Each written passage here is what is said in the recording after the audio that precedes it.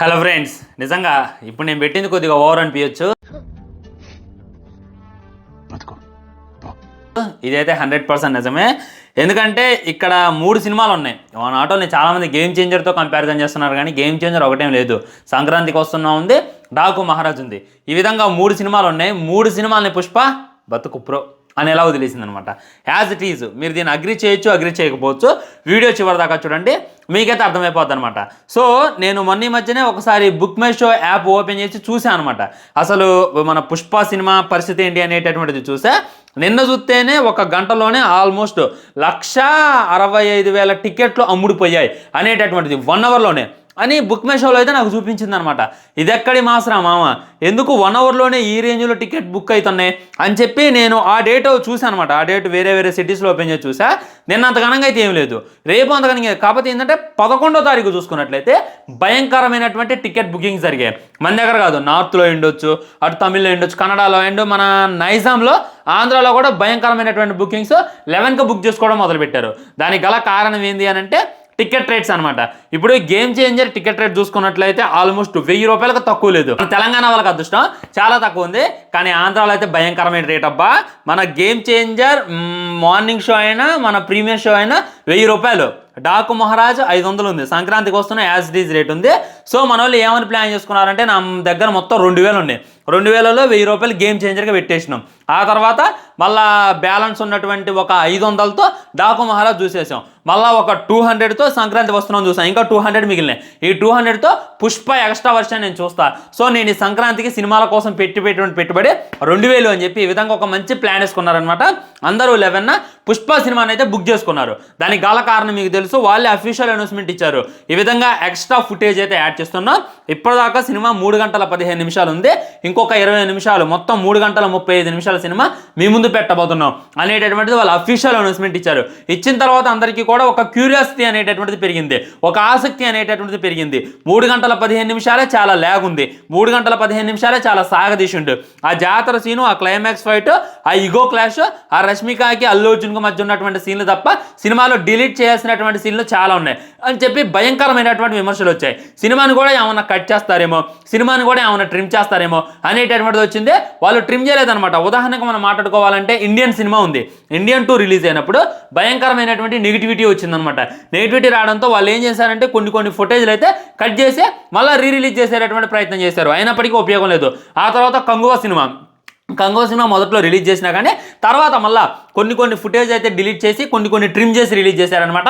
ఆ తర్వాత ఏమని కామెంట్లు వచ్చాయంటే, అసలు సినిమా మొత్తం ట్రిమ్ చేయాల్సిందే, ఎందుకురా మా బొందికి ఈ సినిమా పెడతారని చెప్పి బాగా కామెంట్ చేశారు. సో ఈ విధంగా ల్యాగు, ఈ విధంగా సాగదీషుడు అనేటటువంటి పేరు వస్తే ఏ డైరెక్టర్ అయినా సరే భయపడతారు అనమాట.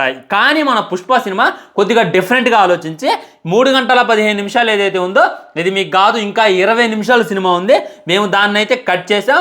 దాంట్లో భయంకరమైనటువంటి ఎలివేషన్ సీన్లు ఉంటాయి.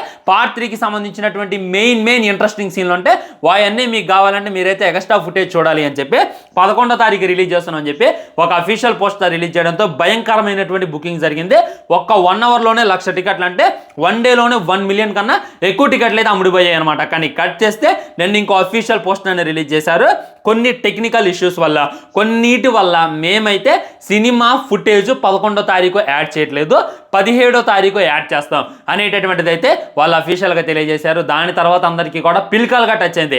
చాలామంది టికెట్స్ బుక్ చేసుకున్నారనమాట. సెకండ్ షోకి బుక్ చేసుకున్నారు, మ్యాట్నికి బుక్ చేసుకున్నారు, మార్నింగ్కి బుక్ చేసుకున్నారు, ఎక్స్ట్రా ఫుటేజ్ వస్తుంది అని చెప్పి. కానీ వీళ్ళేమో ఒక రోజు గ్యాప్ ఇచ్చి ఈ విధంగా చెప్పడం వల్ల మా డబ్బులు బొక్కైనాయి అని చెప్పి చాలామంది అయితే కామెంట్ చేస్తున్నారు. సో దీని వెనక జరిగినటువంటి కథ ఏంటి అనేటటువంటిది క్లారిటీగా క్లుప్తంగా చెప్తాను వినండి. మొట్టమొదటి గేమ్ చేంజర్ సినిమాకి ₹1, ₹2 కాదు, 450 కోట్లు పెట్టుబడి పెట్టడం జరిగింది. బిజినెస్తో పాటు అదే 700 కోట్లు వసూలు చేయాల్సి ఉంది. ఈ టైంలో పుష్ప గాడు నేను ఎక్స్ట్రా ఫుటేజ్తో వస్తున్నానంటే చాలా దెబ్బ కొట్టిద్ది అనమాట. ఓకే, మన తెలుగు స్టేట్స్లో మేము మూవీ రూల్స్లో చూస్తాం, మేము ఆ బొమ్మలో చూస్తాం అని చెప్పి మనం అనుకోవచ్చు. కానీ నార్త్లో చూసుకున్నట్టయితే పుష్ప గాడి క్రేజ్ ఇంకా తగ్గల, పుష్ప గాడి హవా ఇంకా తగ్గల. మీరు 3 గంటల 15 నిమిషాలు కాదు, 4 గంటల సినిమా, 5 గంటల సినిమా ఇచ్చినా కానీ మేము థియేటర్లో కూర్చోవడానికి రెడీగా ఉన్నాం అని చెప్పి వాళ్ళైతే తెలియజేస్తున్నారు. వాళ్ళకైతే ఒక హింట్ ఇచ్చేసింది అనమాట. ఈ విధంగా ఎక్స్ట్రా 20 నిమిషాల ఫుటేజ్ ఉందన్నమాట. అందరూ కూడా మళ్ళీ ఆ సినిమాకి వెళ్ళడం మొదలుపెట్టారు, అందరూ కూడా ఆ సినిమా కోసం వెతకడం మొదలుపెట్టారు, అందరూ కూడా దానికి టికెట్ బుక్ చేసుకోవడం మొదలుపెట్టారు. ఒక హైప్ని అయితే క్రియేట్ అయింది నిజంగా. ఇప్పుడు సంక్రాంతికి వస్తున్న సినిమాలు అన్నీ, ఈ సంక్రాంతిలో వచ్చేటటువంటి ఇన్ని సినిమాలు క్రియేట్ చేయలేనటువంటి ఒక హైప్ పుష్ప సినిమా ఎక్స్ట్రా ఫుటేజ్కి అయితే క్రియేట్ చేసి చూపించింది అనమాట.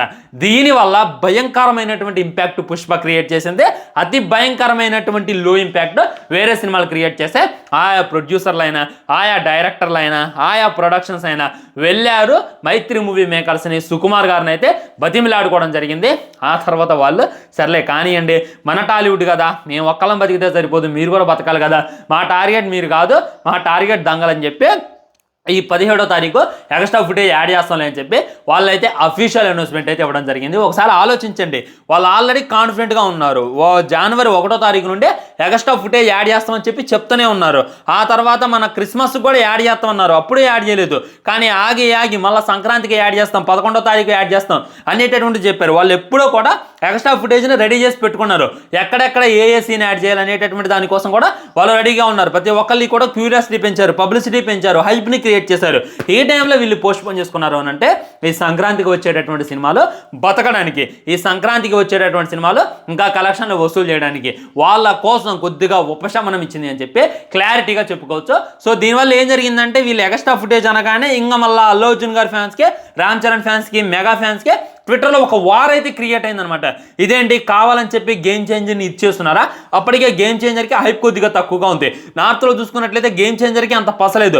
మరి అలాంటిది మీరు ఎక్స్ట్రా ఫుటేజ్ అంటే అక్కడ ఎవరు చూస్తారు? మన రామ్ చరణ్ సినిమా, ఇది సబబు కాదు అని చెప్పి వాల్ ట్రోల్ చేయడంతో మన అల్లు అర్జున్ ఫ్యాన్స్ ఏమో ఏమైంది, మేము ఎక్స్ట్రా ఫుటేజ్ యాడ్ చేస్తే మేము 5 గంటల సినిమా పెట్టుకుంటే ఏమైంది, రారా మీ ఊరి సినిమా చూడడానికి అని చెప్పి ట్విట్టర్లో పెద్ద వార్ క్రియేట్ అయింది, నెట్టింటా వైరల్ అయింది, ట్రెండ్ క్రియేట్ అయింది. న్యూస్ ఛానల్లో సైతం గేమ్ చేంజర్ వర్సెస్ పుష్ప అనేటటువంటి ఒక వైరల్గా మారింది. దానివల్ల ఈ సినిమా అయితే కొద్దిగా వెనకడిగేసింది అనేటటువంటిది క్లియర్ అండ్ క్లుప్తంగా అర్థమైపోతుంది అనమాట. అండ్ ఒక్క మొక్కలో చెప్పాలి నేనంటే ఇప్పుడు వచ్చినటువంటి హైప్ నెక్స్ట్ లెవెల్ ఉంది. ఒకప్పుడు మేము ఎక్స్ట్రా ఫుటేజ్ యాడ్ చేస్తున్నాం అంటే వచ్చినటువంటి హైప్ కన్నా మేము ఎక్స్ట్రా ఫుటేజ్ యాడ్ చేయట్లేదు అనేటటువంటి దానివల్ల వచ్చినటువంటి హైప్ అయితే ఎక్కడికో వెళ్ళిపోయింది.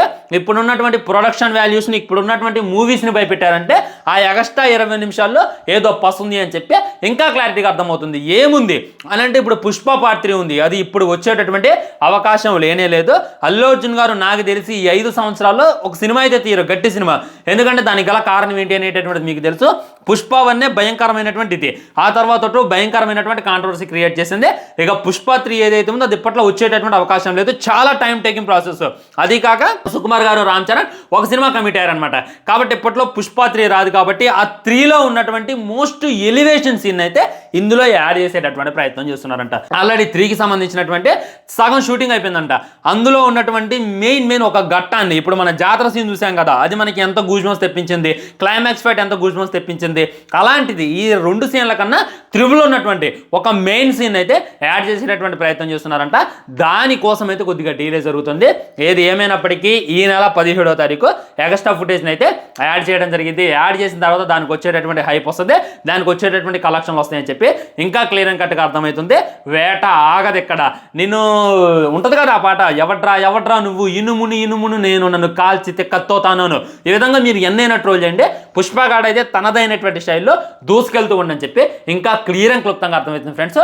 పుష్ప తగ్గేదేలే కాదు, వస్తువులు తగ్గేదేలా. మరి వెయిటింగ్, నేనైతే ఎక్స్ట్రా ఫుటేజ్ కోసం మీరు వెయిట్ చేస్తున్నారు లేదా అనేటటువంటిది డెఫినెట్లీ కింద కామెంట్ చేయండి. వీడియో లైక్ చేయండి, షేర్ చేయండి, ఛానల్ని సబ్స్క్రైబ్ చేయండి. వందే మాత్రం, జై హింద్, ఉంటావే, నమస్కారం.